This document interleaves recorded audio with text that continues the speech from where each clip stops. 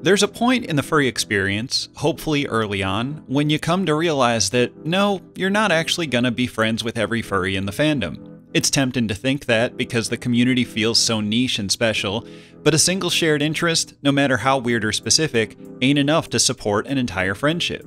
This can feel kinda distressing when you're still trying to find your way in the community, but eventually, hopefully, that wears away to the relief that you don't have to be friends with every furry in the fandom. And that realization also allows you to shift your focus to the folks you truly care about. A win-win, right? This is The Mouthful. I am Bravado, and there's a question that needs an answer.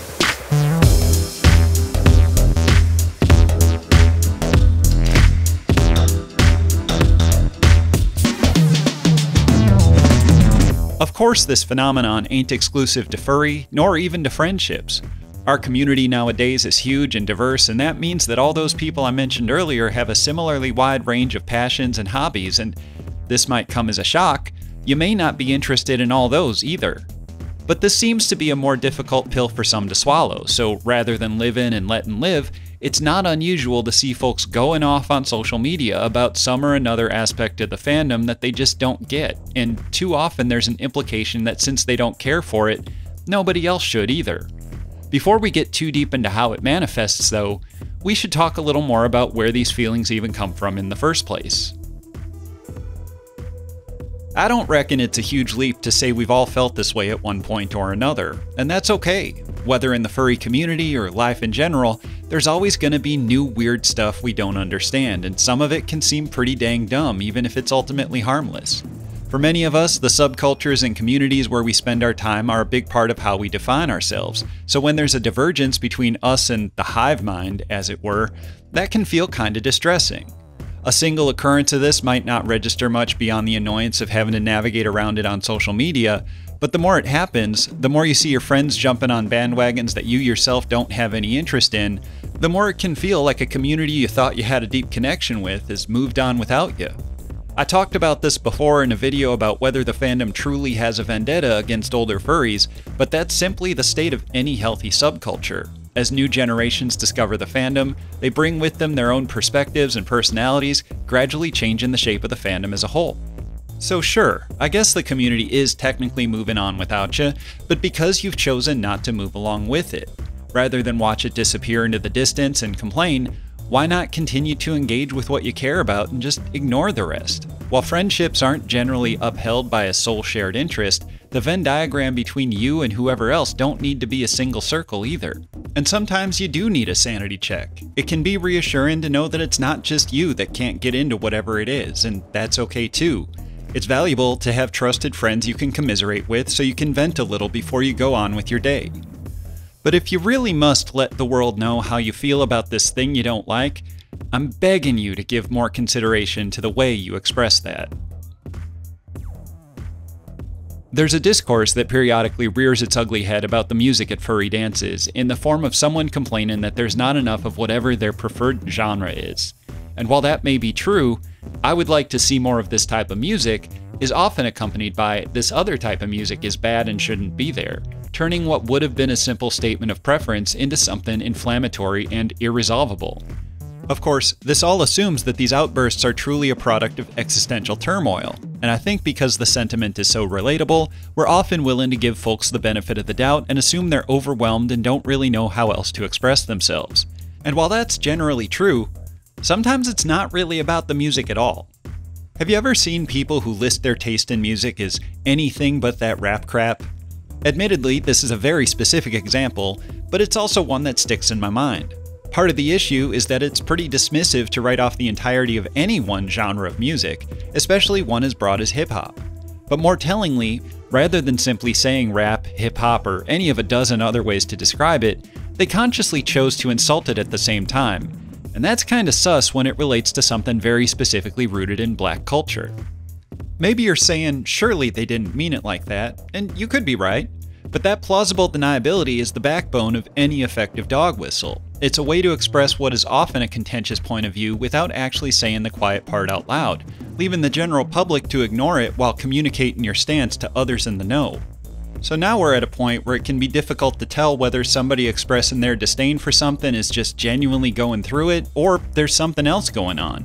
And that should be enough of a reason to convince you to put more thought into how you say what you're saying. But wait, there is, unfortunately, more. I was fully done with the first draft of this when the news broke about Oklahoma's anti-furry bill, the natural culmination of a year of unfounded rumors about kids demanding litter boxes at schools. While they don't seem to know what anthropomorphic means, it's clear that the conservative crusade against furry ain't over. And unfortunately, it makes sense. Queer and queer-adjacent communities have all been in the crosshairs, and furry is exceptionally queer and sex-positive while also being very effective at shutting down right-wing propaganda. It's a community that acknowledges and celebrates our differences rather than trying to force everyone into a very specific ideal that's impossible for most people to achieve anyway. Of course, that's not the reason they'll give for bills like these. They'd prefer to just vaguely wave in our direction and whimper about protecting the children, while any objections from parents go in one ear and out the other. You can't let facts get in the way of a good agenda, after all. But while all this is happening very visibly, and at least lends credence to the fact that furry is being targeted, politicians ain't the only ones making moves. There are plenty of folks with similar sentiments who are happy to take a more grassroots approach. They look for opportunities to stoke division and distrust by applying pressure to our sore spots. For example, it wouldn't be that hard to convince people, especially outside observers, that furry has a problem with people wanting to do stuff to actual animals. As much as we resent this implication, in the abstract it's unfortunately not much of a logical leap, and that's why we're so sensitive to it and why we react so strongly to people, especially those in our own community, who actually do that sort of thing. As we should, by the way. It's abhorrent, not to mention literally a crime, and people who take part in that sort of thing don't belong here. But someone looking to cause problems can use that information not just to paint furry in a bad light to the general public, but also to turn the fandom on itself by associating something atrocious with something benign. First, we need to clarify some terminology. You're probably familiar already, but just in case. In furry, feral refers to a type of persona or character whose anatomy more closely resembles that of the animal on which it's based, so there's little to no human influence from a visual perspective. On the opposite end of the scale is anthro, which describes those of us who more strongly resemble humans in overall physique while still retaining some degree of animalness. It's important to understand that this relates specifically to physical appearance, because even the most feral character is still anthropomorphic by the very definition of the word as a result of having human levels of sentience. Simba and Prince John are just two sides of the same furry coin. Simple as that. At least it should be, but as I alluded to earlier, feral has become a convenient target since any rando can point to Balto and then an actual dog in the real world and insist there's literally no difference and someone being into one means they're into the other. And while it's not funny that some of the more puritanistic members of the community have taken the bait on this and gone out of their way to dox and harass the people they've decided are guilty by association, it's a little funny that they can't agree where to draw the line or whether there even is one. Anything NSFW is obviously off limits, even if it's on an anthro body, which, sure, whatever. But maybe snouts or tails or sharp teeth or fur are also red flags, which does have me wondering if these people are actually maybe in the wrong fandom. But this ain't our first rodeo.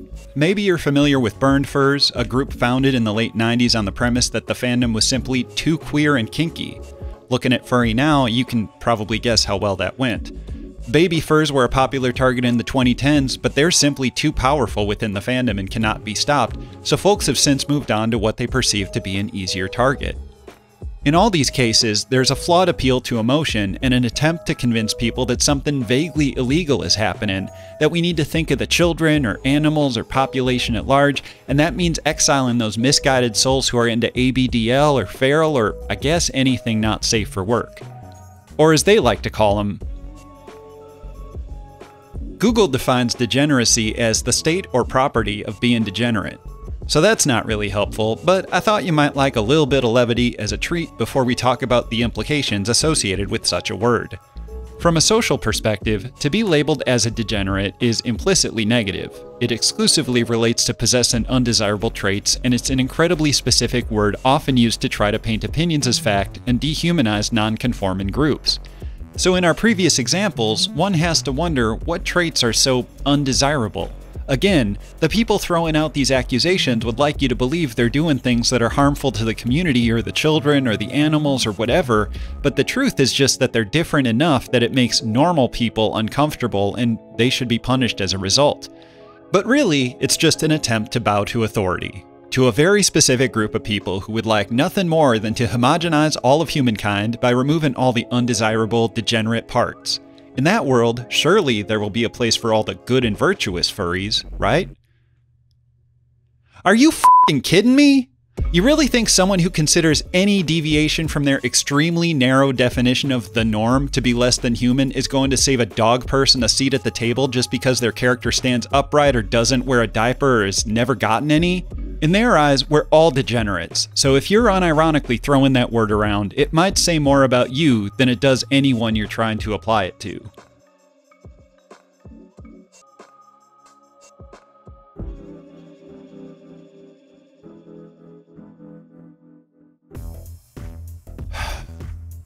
The point of all of this is that we can participate in the fandom without having to enjoy or even be comfortable with every aspect of it, and our collective tendency to conflate things we don't like seeing on our timelines with things that are actually harmful and criminal does lasting damage, not just to individuals who get caught in the crossfire, but to our community as a whole.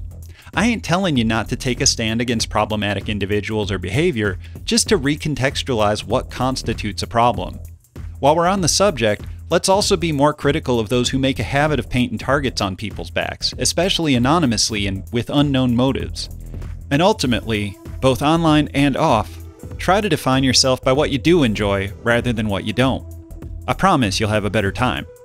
Speaking of, if you enjoyed whatever this was, it'd mean a lot to me if you'd like, subscribe, and share. And if you've got a question you'd like me to sink my teeth into, you know where to find me.